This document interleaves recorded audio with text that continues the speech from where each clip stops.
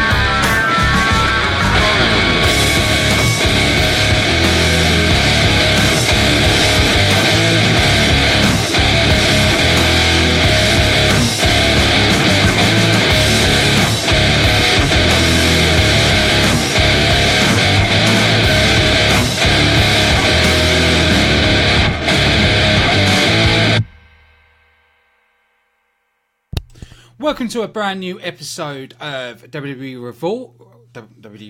What? To a new episode of WWE Review. As you know, normally we do the SmackDown review and the Raw review. Due to everything changing, got the HD camera now, so due to all this going on, I wasn't able to do a show yesterday. So today we're going to be doing Raw and SmackDown all in one show. I'm still getting used to the new camera, because before I had a camera that used to sit lower and then point up. Now this time I've got a camera higher pointing down. So it's like, where do I look? Well, what do I do? Talk about throwing me in the deep end, but we're all HD. So I'm sorry, you lot. You've got to see me in HD now. I know it's not a great sight, but hopefully you should enjoy the show with everything we're going to talk about. Everything we're going to talk about with the WWE, the ongoings, the news, the performance of the WWE in ratings. You know, hopefully we shouldn't bore you too much with the state of the WWE, as I like to call it, or the other word we could use is the poor state of the WWE. Now, when I say poor state, I'm not being critical. I'm not sitting here slagging off the WWE. You know, at heart, I'm a wrestling fan. I enjoy wrestling. I enjoy watching many companies. You know, I've watched Impact Wrestling, as you know, because I do the Impact review. I try and catch as much as I can of WCPW. Try and catch as much as I can with New Japan. You know, I'm a bit of an all-rounder. And one thing I do want to say is about Randy Orton. I know there's been a lot of backlash about him saying about dives. But I watched him in an interview where he actually explained it. He said the problem was not the diving. The problem was there was no storytelling. There was no rivalry to it. And I kind of get what he's saying. In the indie scene, there is a lot of high spots. But if you mix it, so you've got a few dives and a good story and a good build-up chain, you know, a mix of everything, it'd make a better performance. And I agree with him. Do you know what? I can't believe I'm going to say this. I actually agree with Orton on this point. What else was I going to say? Do you know what? I had loads of important stuff. Had loads of little notes that what I was going to say, and my brain has just, like I like to call it, a brain fart on me. So now my brain's just gone, what? You know, I I think I've watched too much WWE. It's just killing my brain. Yeah, the problem is, it's a lot of people have said the performers are not doing well. And I want to counteract that with, how can a wrestler perform and do well when they're being told what to say to the letter, told what moves and what moves not to do? You know, you think of guys that have come out of the WWE. You look for the best example I can give you is Cody Rhodes. How big and over he is now since he's left the WWE. Drew Galloway was better when he left the WWE. There's so many that was better when they left. Now, the point I'm worrying about is them coming back. You know, we've seen Drew Galloway come back. Will he be allowed to do some of the moves that he's done in the Indies? Will he allowed to be that character? That's the problem. And it's one of the problems that's deep rooted in the WWE for me. You know, the bad storytelling, the bad angles. That's the problem with the WWE. It's the writers. So for everyone that's pointing, it's Vince McMahon, yes, partly it is Vince McMahon, but partly it's the people writing it. You know, the WWE have got a really solid roster. You know, I've had people disagree with me saying they haven't got a solid roster because otherwise their ratings would be great. Yeah, I get the point. But they've got the best roster, but not using correctly. And I've said it for a long time now. That seems the biggest problem with the WWE. But I'm going to counteract myself now. But saying that, this week, Raw has been a lot better. I was more engaged with Raw than I previously was. Normally I get sort of midway through and I'm just like, I've had enough. I don't want to watch any more. But at the moment, I've been more engaged. I was enjoying it a lot more. I found the storytelling being a lot better. Which felt weird. It didn't feel right. It felt, no, Raw's meant to be bad. Don't give us some good parts. We're used to the poor quality. Give us poor quality. We can moan about it more. Don't give us anything good. And what do? They give us something good. For fuck's sake, WWE. We think you're all bad and terrible and no one can write for shit, and then you go and pull something nice like Raw off. Now, I'm not saying it was the best Raw, don't get it twisted, but it was the better Raw.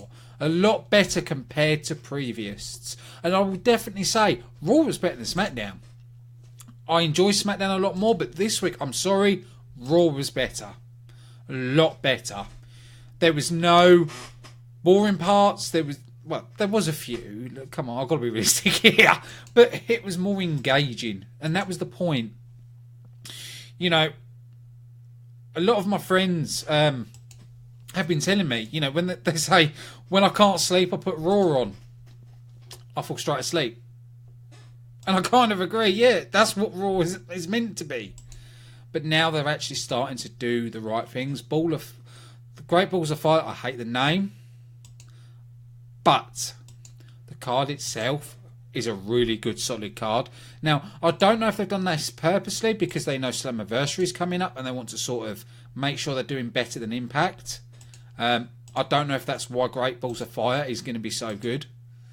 Because they've made it so good. So the WWE are not going to get close. WWE get close to it. Impact's not going to get close to it. I like to think they're actually starting to get their act together. That's the way I want to think about it. That's the way I'm hoping it's going to be. Because, let's be honest, the state of the WWE recently has been piss poor. You know, it's even in their ratings. People are tuning off. You know, that's how bad it's got. But I'm going to give it. Raw was brilliant. You know, they started off the show with Braun Strowman attacking Roman Reigns, and Roman Reigns didn't get the victory. Roman Reigns isn't the one taking the beat down. I celebrated that. And I'm even going to go to his promo. Roman Reigns sounded heel. Now, if I'm correct, and if they're going to continue with the way he's cutting these promos, I might start liking him. But like I said, people blame Roman Reigns for a lot, saying Roman Reigns, it's not Roman Reigns' fault. It's the people behind the curtain. Jesus, what's wrong with you people? But, back to my original point, he was quite a heelish promo. And that's what I liked. He played that heel character, and I'm really hoping this continues. You know, they've given us a bit of hope here, and hopefully, I'm keeping my fingers crossed. See, you can see me now. I haven't had a video for a while, but now look, I'm keeping my fingers crossed that they stick with playing this heel character, because I think it will do a lot better for Roman Reigns in the long run. And you know, he's booed every show, so there's no point trying to polish him up and trying to make him be face when the crowd is just not engaged. But this time it felt like he was coming off as a heel. Braun Strowman got cheered, you know, and it felt like they were using it that way. It didn't feel like we was getting Roman Reigns shoved down our throats like normal. But yeah, it was good to see Braun Strowman attack Roman Reigns, taking him down, and Roman Reigns staying down.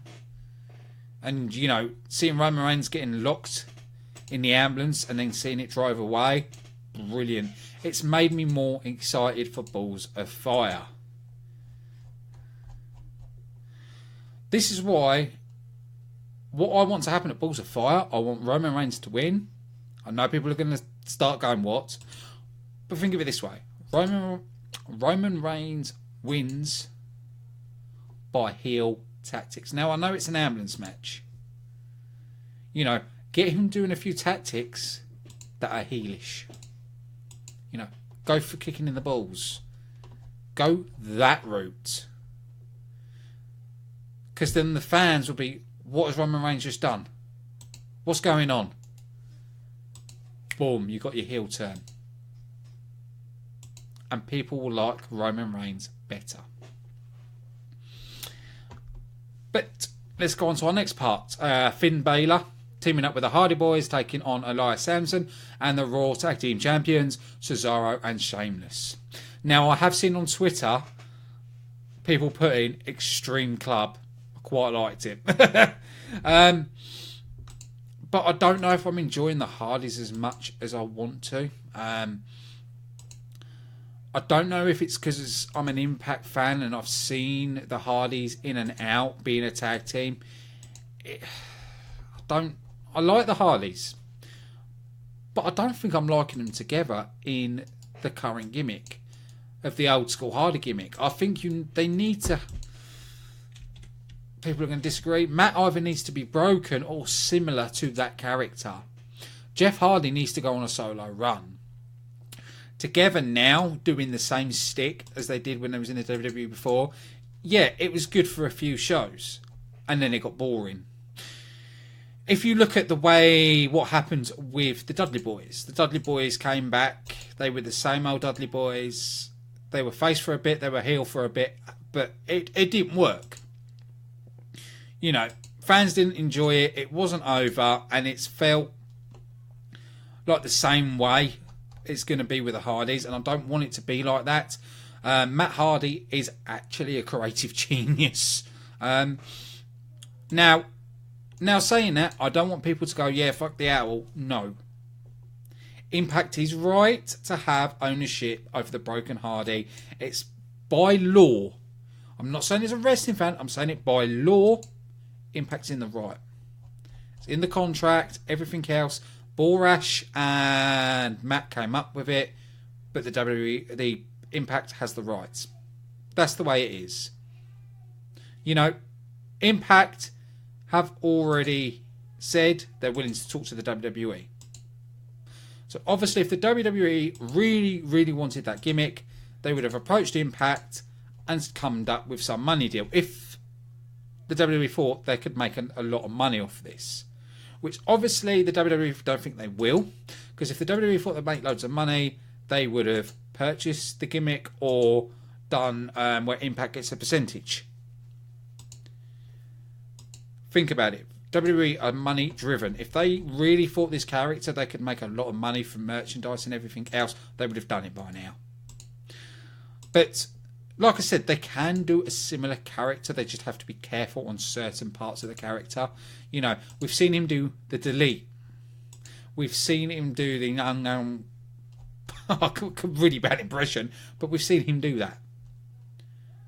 So he might not be able to use Broken Hardy, but there's many different parts of the name he could use if he was clever enough. You know, you can be close to it, but you've still got to be a little bit behind it. Because if you get too close to it, Impact might sue. So there is a way they could do it, but they need to tread carefully. I think they're probably off better trying to do it, because, you know, they could even put Matt with Bray Wyatt, or, you know, they can go a certain way with it. Because I know the name's trade. I don't know what else Impact has got trademarked with a broken gimmick. So, you know, it's like I said, there's many loopholes. There's many different ways they can go with it. And if the WWE really wanted to do it, we'd have Matt broken by now. That's just me being honest with you. You know, if they wanted him broken, he would be broken. But obviously the WWE are not interested in that. You know, because like I said, we'd see it on TV. So it's more of... Oh, I'm trying to think of the best way to put this. It is... We're just going to have to wait and see. It's just... yes, it would be nice to see the broken character, but like I said, they could do something similar. You know, it's all up to the WWE, to be honest. It's not really in Matt's control. It's what the WWE want to do. But like I said, I can't see the WWE trying to purchase that gimmick off Impact, or trying to do a deal with Impact, because end of the day, I don't believe the WWE think it making money. Where us... Oh, sorry about that. Where us lot disagree, and we know that it is money. Done right, it can make a lot of money. But like I said, it's down to the WWE, isn't it, really? Yeah, and I've just seen someone else comment what I was saying. Yeah, they could put Matt with Bray Wyatt, or they could go that kind of route with it. You know, there is possibilities they can do. There is other stuff, you know. Like I said, it's down to the WWE. It's if the WWE want to do it. You know, we can hope, but like I said, if Vince don't want to do it, Vince won't do it. You know, no matter how much we chant, what we say, you know, like they've always said, they do what's best for business, and that's the way it's going to be. It's always going to be what's best for business, and sometimes that doesn't go with what we want, and sadly. But hell, it's still fun hearing the fans chanting for it. I've got to admit, I do love hearing the fans going for it. And that's what the fans should do. You know, I want to hear them day in, day out, chanting Broken and Brother Nero. You know, because Impact can't sue for that, so why not? Go mental for it. And, you know, as from watching it on the TV, from seeing that, it just makes me go, hell yeah. But back to my point, I do believe the Hardys need to be broken up. I think being together, it's getting slightly stale. I've seen it with the Dudleys. I think they need to move on for that. We know Jeff Hardy is capable of a singles run, but like I said, Matt needs a gimmick. Matt needs a character to portray to be over, because his wrestling ability alone is not great. He's never been a great wrestler. He's been an average wrestler. So like I said, if you've got a character and a gimmick, you'll get over.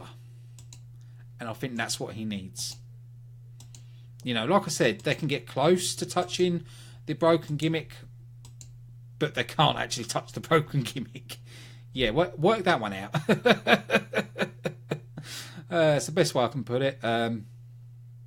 Yeah, I'm going with that. That's the best way I can put it. But you never know. You know, like I said, we've seen parts of Reigns being heel, and I still believe he's playing quite a heelish character, and I want that to continue.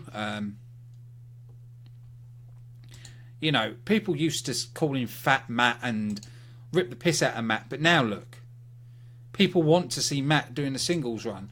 People want to see Matt be broken.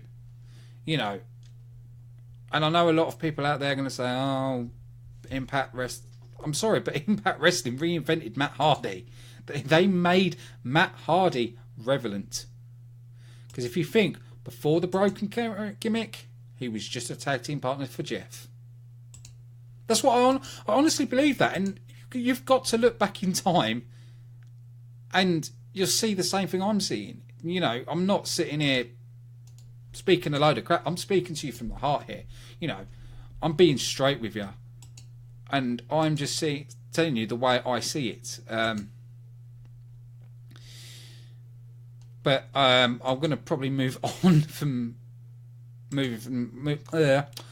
talk about getting tongue-tied. I'm going to probably move on from talking about the Hardys, because otherwise we're going to be here all day long talking about the Hardys. But yeah, it was a good solid match. You know, it does feel like they're sort of finding something for Finn Balor to do. That's what I've got from it. It feels like they don't know what to do with him at the minute, as they've got people going for the main title and they've got people going for the solo run. So it does feel like at the minute they don't know what to do with Finn Balor. It sort of feels like that. It feels, we're sticking with the tag team. We're sticking with the Arties.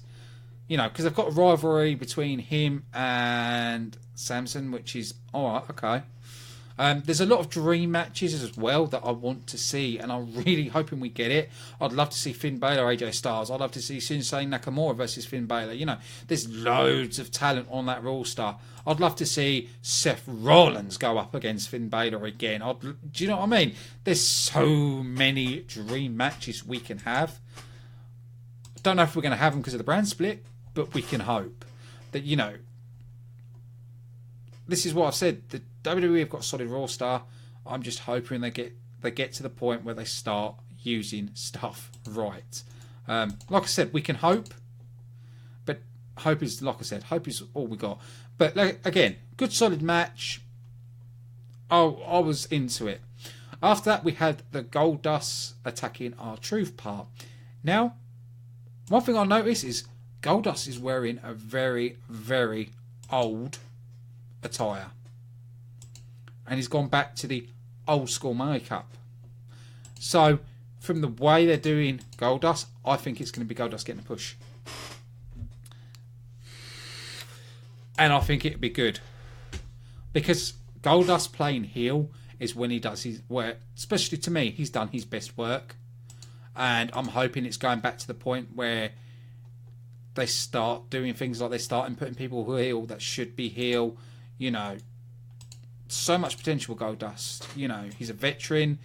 He's good at his craft. He's good at that character. The only one I feel sorry for is R-Truth. I think R-Truth has been underutilized for a long time. And I've said it. R-Truth is a hell of a talent. But is he being used correctly in the WWE? Sorry, no. I really don't think he is. And I don't think he has for a long time, to be honest. I just bored of R-Truth. I think they need to do something with him. I think he's suffering, is the best word I want to put. Suffering in that gimmick. And they need to do something with him fast. Give him something that the fans can get into. You know, give him... I don't know. Give him that we can...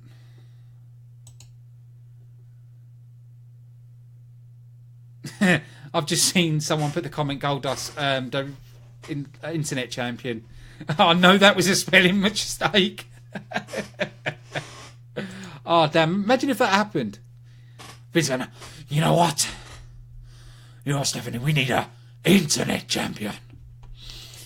God damn it! Make an internet champion. You know, you can imagine Vince copying that out. If you don't make an internet champion, you're fired. It's not the best, Vince, but you can imagine. I've got to say, well done, David, for putting that spelling mistake in. You've given me a good laugh. But yeah, we could see Goldust go up against The Miz for the Intercontinental title. I hope he does. I hope there's someone else goes against The Miz, because I'm kind of bored with seeing The Miz and Dean Ambrose. It's getting a bit alright now. We've seen it. Okay, we get your point. But with what happened, I believe it's going to either lead to a match next week, or they're going to do something at Great Balls of Fire for Goldust and R-Truth. I think that's the way it's going to go. But no, I'm engaged. I like that they had the cameraman gold. That, you know, they haven't done this half-assed. They've gone full Goldust mode. Forget Brio mode. We've gone gold mode. After that, we saw... Oh, that's quite interesting. The WWE sort of have cut out the appearance of the balls. But I'm going to say it was funny that guy said the N-word. Come on now. You know, I think you can just imagine Vince sitting in the backstage and then that bloke dropped the N-word and him going, God damn it! But it was still funny. It was quite interesting watching the way he runs as well, with him flapping his arms as he's running. It's like, what? I'm sorry. I know it's probably that's what probably made my highlight of Raw, seeing LeVar and the way they were. It was just brilliant. But we did see it lead to a match where The Miz and The Miz Taraj, against Dean Ambrose and Heath Slater and Rhino. But there was no quote about the Outcast. They didn't mention about the Outcast once, which I was quite surprised. You know, I thought they would have said something about the Outcast, about, you know, all members being there, except for one. So, you know, I thought they would have mentioned about Heath Slater being with Bo Dallas and Kurt Axel, but they didn't one bit. I don't know if I like it, because end of the day, I don't think they need to drop Miz and Maurice, because I know people are saying, oh, you can't have two power couples. No. Sorry. Yes, you can. And I can give you an example of the best way a power couple rivalry is done. Eddie Edwards, Alicia Edwards, Angelina Love, and Davey Richards are going on Slammiversary, Full Metal Mayhem, couple versus couple. And Impact had a few couples on their show, and it's worked. You know, you can have the Miz and Maurice on SmackDown and have Mike Kanellis and Maria Kanellis on SmackDown. It will work. It will be fine. Vince needs to start being a bit more trusting. You know, just because there's two doesn't mean it's going to take away. But then we don't know if this is going to be a stable with the Miz Taraj and Maurice is going to stay, but we'll have to wait and see on that one. But again, it was a good solid match. There was no if or outs about it. Now, this is probably my favourite. The Big Kaz attacking Enzo Amore again.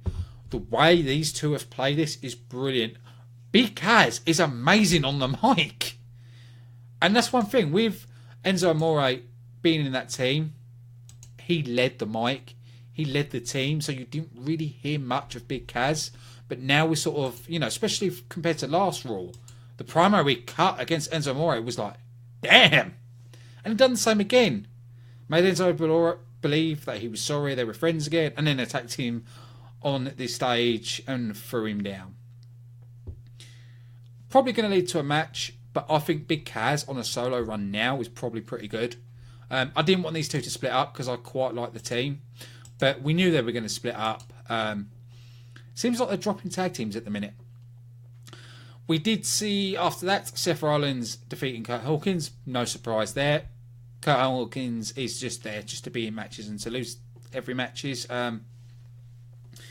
We saw Bray Wyatt on the Titantron saying that he would cleanse Rollins with fire and allow the Architect to embrace his true self. So I'm wondering, with the video game and everything, are they going to turn him heel? If they're going to turn him heel, who they're turning face? You know, I'd keep Rollins face and have Roman Reigns heel. Well, it feels like Roman Reigns is going heel anyway, but You know, Seth hasn't been face long. Just give it a little while. Another thing that really impressed me with Raw was Samoa Joe attacking Brock Lesnar from behind. And the way Brock Lesnar's face went all red, started to look withdrawn, was brilliant. I actually thought, hang on, has Samoa Joe got it too tight? It was brilliant. To see Joe take Brock Lesnar down, and I'm really wanting Joe to win this. I want Joe to win this title, and I want to see who else he's going to face. I want them to face Brock Lesnar out a little bit. You know, he doesn't need to hold a title. He's not there long enough. Joe's in there week in, week out. You know, the whole angle with Samoa Joe and Brock Lesnar has been done brilliantly. You know, I would advise people to go and watch it. Now, the bit of a bore fest for me was, again, the cruiserweights. I always call the cruiserweights a bore fest because I do. I find them boring. You know, they're blasé. It was like, same as it's always been. I found it's just poor.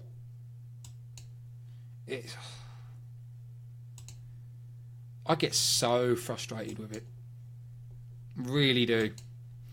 I don't like being frustrated, but yeah, it was frustrating. Neville was a good performer like always.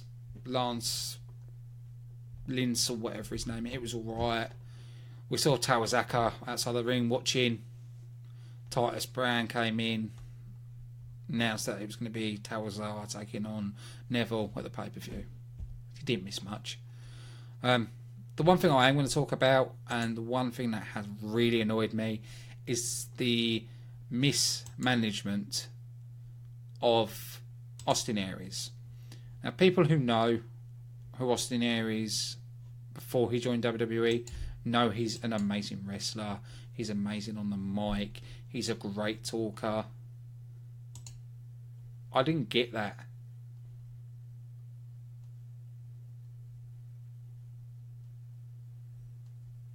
You know, it's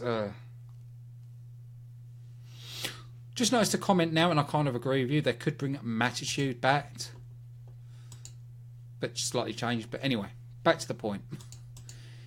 Yeah, the cruiserweights are poor. The way they used Austin Aries was ridiculous. You know, I think he was held back being in the cruiserweights. I'd rather seen him go for the US or Intercontinental title. He's got that capability. He's a phenomenal wrestler, and yeah, he's mismanaged. There's a rumours that saying Triple H is not happy with a lot of the NXT guys being mismanaged. I kind of agree with him. Main event, we had the women's gauntlet, which I wasn't disappointed, but I wasn't impressed either. We all knew Sasha Banks was going to win this. It would have been nice to see Nia Jax win it and go over, but no. I've got a feeling that Sasha Banks is going to get the title back. But overall, it's a big improvement from Raw. Can't fault it. Definitely in my eyes, it was a lot better. Big improvement. I'm trying to think, could they do better in other ways? Probably not. Everybody was used correctly. Everything was done right. Yeah, that's the best way to say it. Everything was done right. Nothing was too bad, except for the cruiserweight. The cruiserweight's bit was the worst part, and the main event was just like, okay, Sasha Banks winning it, fine. That's the only parts I can fault to Raw, where normally I'm ripping Raw apart, but this week I can't do it. I'm being honest, Raw was better than SmackDown. Tenfold better. I don't really say that often. Normally, SmackDown have the better storytelling, the better angles. But no, to me, this way, it was the other way round. You know, and I can see by the comments that a lot of people are agreeing with me. That's a first. WWE fans agree with me. It's not often they do. When I did my Impact show, not many of them agreed with me, but you know.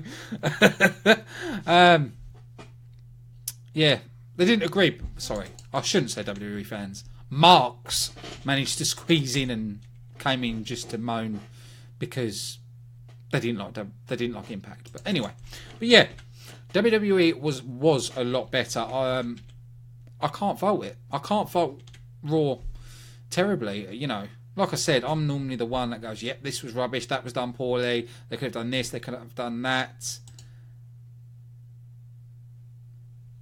See, a lot of people saying they hated the ball thump. I liked it. I like it when they have someone that doesn't follow script. I don't know if people remember when The Rock came in and he went off script, and you know Vince was probably yelling down his headset at him when he had the Hulk Hogan and the guys down at the side dressed up, and The Rock hinted to them about them smoking marijuana or being stoned, and it was brilliant. It was probably the best part. See, and I've said this a lot of the wrestlers and a lot of the promos are very, very scripted. When a wrestler goes off script, it's brilliant. Same with The Miz. The Miz was meant to say dating to Dean Ambrose's, I forgot her name already, I can't think of the name. He was meant to say dated, but he came out and said sleeping with. I know he got in trouble for that, but for an audience, it felt more authentic. It felt, damn. This is the point. When wrestlers are allowed to go off script, I think a lot of the WWE wrestlers need to stand up to Vince and go, no, look, let's do it this way. I disagree with this part. Add this part. You know, wrestlers are not stupid. That is true. I've just seen someone said going off script is fine as long as it's not cringy. I'm sorry, but most of them that stick to the script, a lot of it comes out cringy. I'd rather them go off. At least if we had cringy off script, at least it'd be natural cringe, not forced cringe. That's the way you've got to think about it. I have to have a drink. My throat's dry as anything. And I've just realised it's the first. I'm doing a double show, so this is going to be a longer show. Oh God. But yeah, I will give it. Raw was better, and I'm just about to move on to the SmackDown one as well. But I do feel Raw does need to go back to 2 hours. If they dropped to 2 hours, and you know they would have took the cruiserweight bit out, they probably wouldn't have had the ballers there, and it would have probably been a lot better. But yeah, I still think they need to drop to 2 hours because Raw is way too long. But it was a good 3 hours this week. Don't think it will continue. I just don't think it will. I think they'll drop the ball again. But I live in hope. As a wrestling fan, I hope. Let's move on to SmackDown. Starting the show, we saw James Ellsworth was banned from the arena. Good. And I actually kind of like James Ellsworth. I kind of like him in the gimpy manager role. He's funny. I know some people probably disagree with me, but I'm saying it. I find him hilarious. And I'm actually quite enjoying watching him. Yeah. There is a lot of bits I will dig into about the mismanagement. But yeah, we saw that happen. Dean Ambrose told James Ellsworth he was banned. Ellsworth said to Dean Ambrose, you've got a fake cookie injury and don't have the guts to compete in the ring anymore. Which was quite good. I quite like that dig at Daniel Bryan. We saw the Usos taking up the Hype Bros. Now, this was a disappointment. The Hype Bros, before... I forgot his name already. Before Zack Ryder was injured, the Hype Bros were a good team. I wanted the Hype Bros to go over. I wanted to send Shockwave and the Usos to go, what? At the moment, I think they're making the Usos too unbeatable. And I'm sorry, I'd rather see the titles go on the Hype Bros than the New Day. I'm sorry, I've had enough of the New Day. They're too much. It's like, right, okay, I've had enough. Split them up because I want to see Kofi could do really well on a singles run.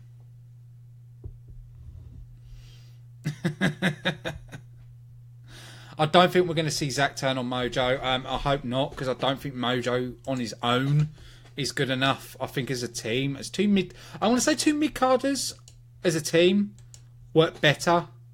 Especially for each other. It makes them better off as a team. After that, we saw Naomi taking on Lana, which was probably the quickest match I've ever seen. Burying Lana and Naomi keeping titles. Oh, here we go. Randy Orton threatens to cause chaos. Yep, okay. And I'm going to say why I hate this bit. I like the Randy Orton's promo. I liked everything. I didn't like Jinder Mahal. The reason I don't like Jinder Mahal, I'm going to get hate, but fuck it. My problem with Jinder Mahal, well, fuck it. The script's out. I'm going off script now. The reason I hate Jinder Mahal is because he's only being pushed because Impact Wrestling have done tapings in India that are being shown on television. And for one single point, Impact is more popular in India. Impact is more popular in the UK. That's why WWE have been doing these certain things, because they know Impact are beating them. But yeah, that's why Jinder Mahal has got the title. You know, WWE run like a business. You know, they try and close down competition, where Impact's working with competition and think every company should work together and share wrestlers and making it better for the wrestlers. But anyway, we're not going to go into Impact versus WWE because I'll start going red-faced and having steam coming out my ears and yeah. But anyway, Jinder Mahal came out. Shane McMahon said to Orton he's got the match, but Jinder Mahal can pick the stipulation, and Jinder Mahal picked the Punjabi match. Now, I'm hoping in this Punjabi match we do not see the Singh brothers, because if the Singh brothers don't get involved, Orton's got to win this, because Jinder Mahal on his own is not good enough to get over.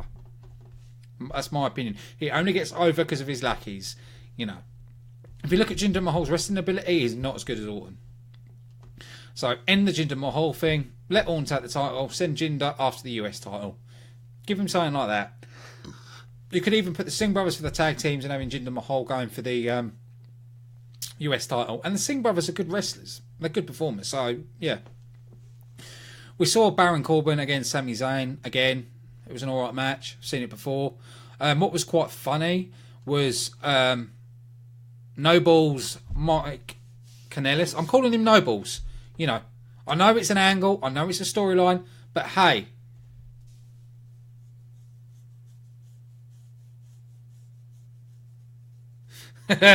Someone's just said to me that Impact used to be popular in Australia. And then NXT took the top spot. I don't mind NXT beating Impact. I just don't want Raw and SmackDown beating Impact. To me, honestly, if I was going to give you an honest answer, I would say Impact number one. But yeah, it's between Impact and NXT, and then I'll say Raw and SmackDown. And then right at the very bottom, 205 Live. 205 Live's got to be at the bottom. But yeah. But anyway, we're not going to go get into the Impact versus WWE because then other people marks, and I can't be asked.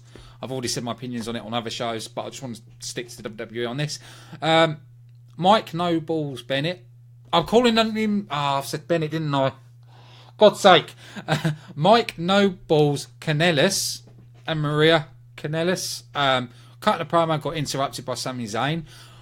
Right.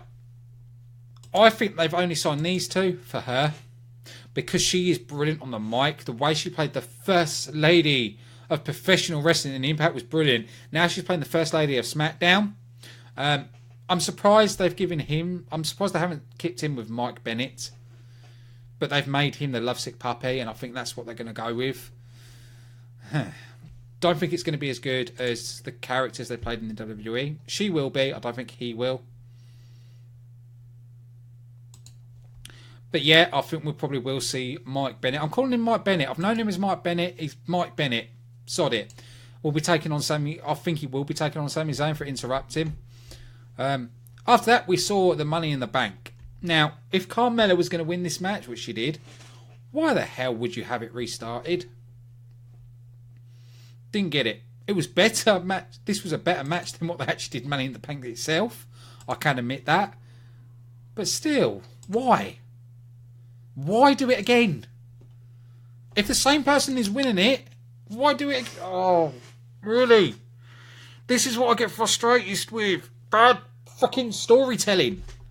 Bad writers. Bad booking. Is there something hard that I can hit my... What?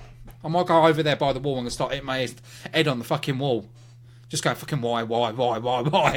It's just... Oh my God, really?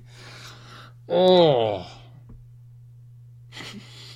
It's happy I've got no WWE guest in line to be coming on, is it? They'll be like, right, I've seen the show, he's slagging off WWE, we're gone.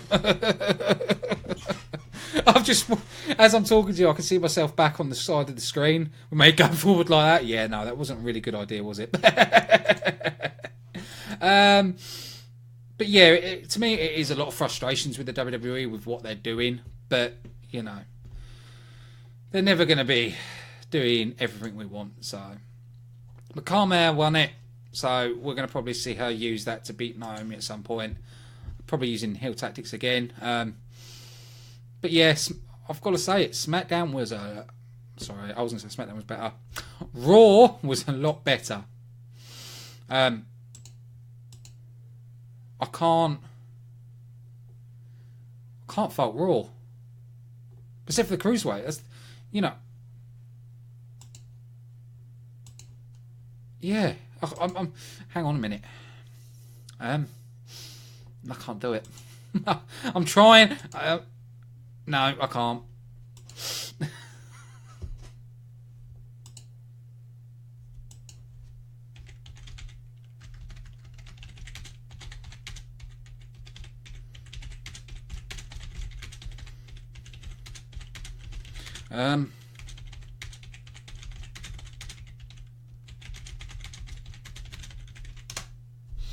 I'm trying to think now. Yeah. You know, Raw was definitely better. Raw had the definitely better viewerships, was the better show. I was more invested. Yeah, Raw was brilliant. SmackDown, not so good. No, I don't think I can say anything back to that. Yeah. One thing I do want to say, I want to say a massive thank you to all the fans of the show. I've hit the show I did yesterday, the Impact Wrestling review, hit 1,000 views. So I want to say a big thank you for everybody for watching this show. I'm so grateful that you know, I've hit my first 1K, which was on the Impact Wrestling review with me and Charles. And I'm even noticing now I'm climbing up to 800s and it's still going. So I want to say a big thank you. Even everybody that's watching me now, big thank you for watching Slamdown. Thanks for following us, liking us. You know, the whole point of this show, it's by the fans for the fans. You know, a lot of podcasts and live stream now have got adverts. They're running for money where we're not. You know, the only thing I'm going to be doing is putting a PayPal to donate, because the only thing I really pay for is the hosting. So it would be nice if people could donate a little bit just to help pay with the hosting cost. But I'm not really interested in making money from this. I do it because I'm passionate about wrestling. I'm engaged into wrestling. You know, I try and stand unbiased. I try and say my honest opinion without being on WWE side or Impact side. I just say it as it is. Honestly, in my opinion, yes, I'm more of an Impact fan. You know, the only reason for that, I think at the moment, since the new regime, Impact's gone, their storylines and angles are more interesting. I have more oh my god moments with Impact than I am doing with the WWE. And I'm not slagging the WWE off. It's just I'm more engaged with Impact than I am with WWE. I haven't been engaged with WWE for a while now, and I'm hoping that will change. I'm hoping that the WWE will get better. I carry hope. Always will do. Cheers, Sean. If you've only discovered me, don't forget to like me. Like the page. Get more people on it. Yeah, the Twitter's over 2,000 followers as well. So we are growing. This is our first show in HD as well. So if you've only just discovered me, this is the first time I've gone HD. I've gone full HD webcam, the lot, you know. Before I was on an old XP webcam. So, you know, progress has been gradual, but we're getting there. We're getting our name out. I am going to be looking at doing some t-shirts soon, but I'm very happy to announce I'm in talks with Paige's father, Ricky Knight. He's asking me how to use Skype so he can get on the show. So Ricky Knight will be on Slamdown. The date and the time will be released when everything's fully confirmed. Once I've, you know, got him able to use Skype. I don't think he really knows how to use it. So, and you never know. Paige might be on the sofa in the background while he's on air. You never know. We might grab Paige in the background, or, you know. But yeah, Ricky Knight is going to be on Slamdown.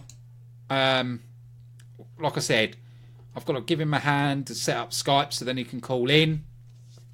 But I'm going to be messaging him later this week anyway to see if he's got Skype installed and guide him through it, and then hopefully get him on and talk to him about UK wrestling and about his family and about Paige being in the WWE. So all of that great stuff. So there's a lot to come. There's a lot to be excited about. There is more people that I've been messaging, but I won't say any more names till I've got guaranteed they're going to be on. I don't want to say someone's name and then something happens and they're unable to come on. I'll only tell you ones that are near enough set in stone. But yeah, Ricky Knight is probably about 90% there. And yes, we will be talking about the movie. We'll also be talking about the company he runs in the UK from Norwich. So it will be a really interesting show. But yeah, but this has been my views on Raw and SmackDown. I want to say thank you for everybody that's interactive in the comments. If you want to know more about Slamdown, check us out. It is slamdown.co.uk. Our Twitter is @SlamdownLive. Also, if you go through the website as well, it'll bring you to the YouTube page, so you can see past shows, or you can look on Facebook, look on this Facebook group for the past shows as well. So yeah, I just want to say a big thank you to everybody that's watches us, and we will be back on air on Monday at 3:30 with Impact Wrestling Review. Also, I'm in talks with Impact heads. Hopefully going to be doing a super show to talk about Slammiversary. Also, we're talking with Heelcast as well. So maybe there might be a team up with Heelcast to do an Impact show. And also, I might be joining King of the Mountain podcast to go and do a show on their show. And then vice versa, he's going to come on mine. So I am going to be floating around, working with other people. But I'll always be doing this show. But like I said, this is for the fans, by the fans. I've been your host, Ashley Friend. Thank you very much for watching, and I'll see you again on Monday.